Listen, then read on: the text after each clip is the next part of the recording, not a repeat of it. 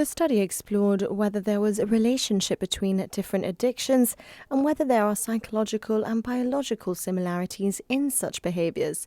So this study was very special in that regard, that most of the studies usually examine one addictive behavior and its psychological or genetic background. But what we could do in this study, that we looked at many different substance use and many different other addictive behaviors. So we could look at and then also either if we look at the psychological background or in the genetic background, then if we are examining just different behaviors, then we only look at the background for that certain behavior. But in our study, considering that we could look at all the different behaviors in the same sample, in the same person, we could show that the underlying mechanisms, including the genetical differences and including the psychological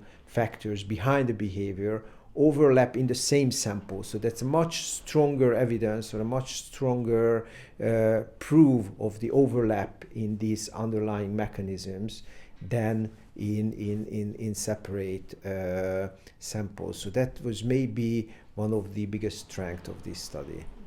The study focused on 3,000 young adults in Hungary, with all the data gathered and analysed at the University of Gibraltar. The study was run internationally and is therefore applicable across the globe, including on the ROC.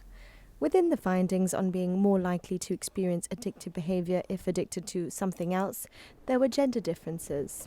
That we see from this study as well and other studies as well, that women and men are sensitive for different types of addictive behavior. So we see that more men, for example, more probable to experience with illegal substances, while the sedatives or hypnotics or prescription medicines are rather used by women generally. So that's a quite common result from many different countries. But we also see that when we talk about video game use, that is something which is more for males or boys. Often we talk about younger age people, while social media use or problematic social media use is something more for women or girls. So there are obviously gender